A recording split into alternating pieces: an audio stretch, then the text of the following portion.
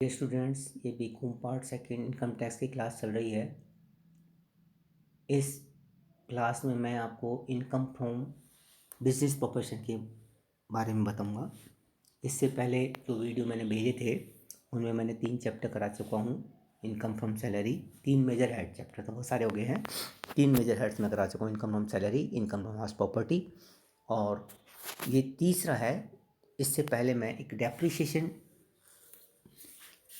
And other rebate वाला chapter भी करा चुका हूँ, जो कि इस चैप्टर का बेस है। देखिए, इनकम फ्रॉम बिजनेस प्रोफेशन में 2 वर्ड्स हो गए, एक तो व्यवसाय एवं पेशा, बिजनेस एंड प्रोफेशन।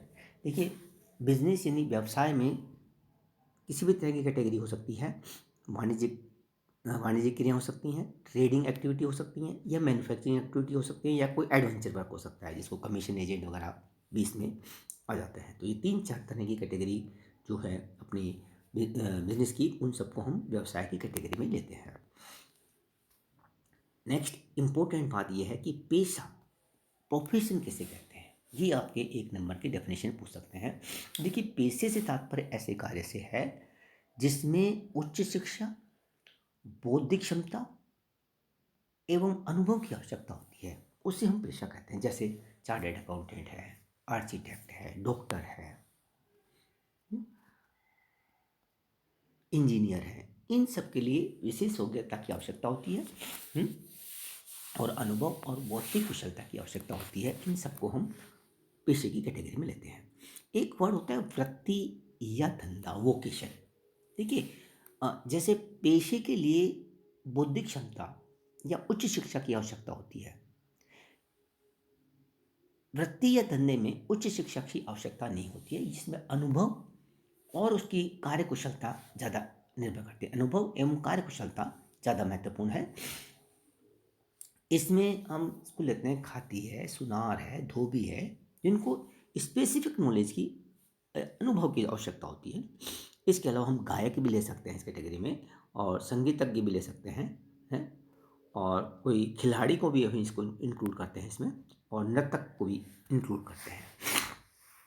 तो इस तरह से आपसे 1 नंबर की डेफिनेशन पेशा या वृत्ति या धंधे के रूप में इन 3 वर्ड्सों में से कोई एक वर्ड पूछा जा सकता है। नेक्स्ट अपन लेते हैं सट्टे एवं जुए से आय।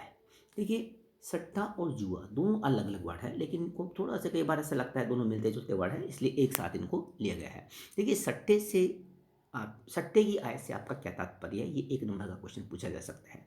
देखिए, इसमें खास तौर से बात यह है कि सट्टे से आय एक ऐसे अनुबंध के अंतर्गत होती है जिसके अंतर्गत एक ऐसे अनुबंध के अंतर्गत होती है जिसके अंतर्गत हम वस्तुओं का वास्तविक आदान प्रदान नहीं करते, यानी ऐसे सूदों को निपटाते समय वस्तुओं का वास्तविक आदान प्रदान नहीं करते, केवल उनमें मूल्य के अंतर का आदान प्रदान कर ऐसे सौदों का निपटारा या निष्पादन किया जाता है। ये इम्पोर्टेंट बात है। देखिए, इसमें जो सट्टे का व्यापार होता है ना, जो इसमें स्टॉक मार्केट से रिलेटेड भी हो सकता है या कमोडिटी मार्केट भी, स्टॉक अंशों व स्टॉक सहित सभी में ये चीज़ हो सकती है।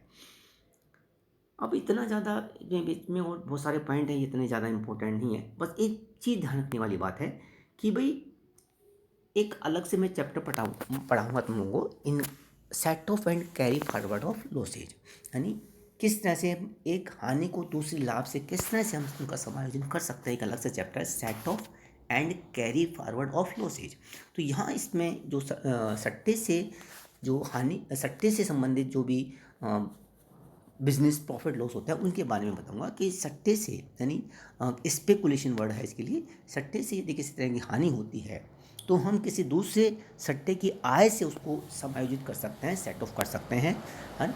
किसी इसके अलावा बिजनेस यानी व्यवसाय एवं पेशे के अंतर्गत किसी और हेड से यदि कोई इनकम है, किसी और सोर्स से यदि कोई इनकम है, तो हम सट्टे की हानि को उससे एडजस्ट नहीं कर सकते।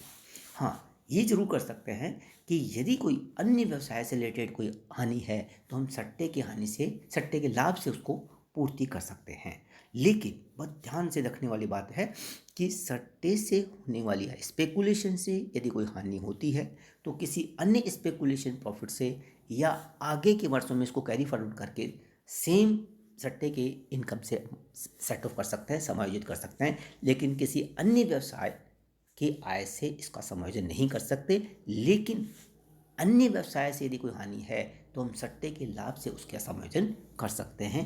ये मैंने 2 बार बता दी है चीज़ों को, थोड़ा सा ध्यान रखिएगा।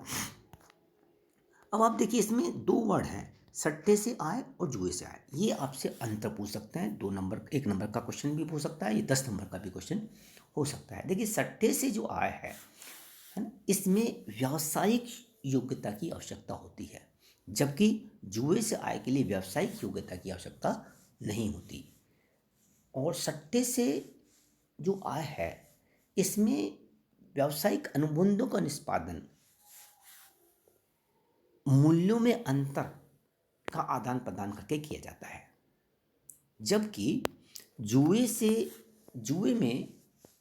से आय में जो सौदों का निपटारा होता है किसी घटना पर डिपेंड करता है, किसी घटना के घटित होने या नहीं होने पर उस पर डिपेंड करता है। लॉटरी है, घुड़दौड़ है, इस तरह की चीज़ों पर इस पर ये है इसमें।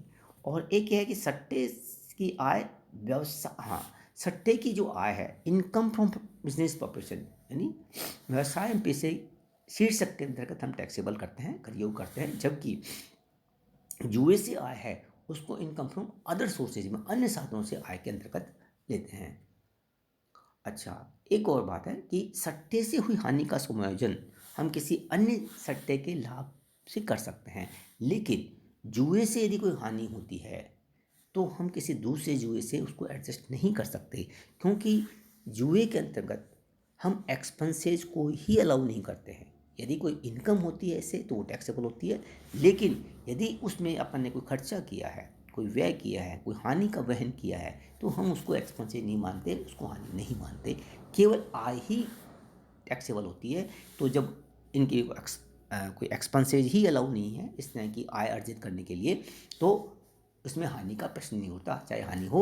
लेकिन इनकम टैक्स एक्ट के अंतर्गत, आयकर अधिनियम के अंतर्गत उसको हम हानि मानेंगे ही नहीं, क्योंकि इनके से रिलेटेड, जैसे मान लीजिए सपोज एग्जाम्पल के रूप में देता हूँ, एक घोड़े पर हमने लगाए 10,000 रुपये, ठीक है, आपने 10 बार खेले, ठीक है, एक बार 10 बार खेले और आपने 10वां बार हार गए, 10,000 1 लाख रुपये का नुकसान हो गया, ठीक है। लेकिन आपने एक और घोड़े पे आपने 50,000 रुपये लगाए, वहाँ 50,000 रुपये आप जीत गए, तो उस 50,000 रुपये पर तो आपको टैक्स देना पड़ेगा, जबकि 1 लाख रुपये आपने जो खर्च किया उसके संबंध में कोई समायोजन नहीं है। तो ये इसलिए कहते हैं कि इसमें कोई खर्चों की कटौती हुई नहीं मिलती है, किसमें, जुए से आय के अंतर्गत, और जबकि सट्टे से आय में खर्चों के रूप में एक्सपेंसेस अलाउ होते हैं। Thank you. आज इस ये वीडियो में इतना ही बहुत है, 3 पेज करा दिए मैंने, नेक्स्ट वीडियो में नई चीज़ लेंगे। Thank you.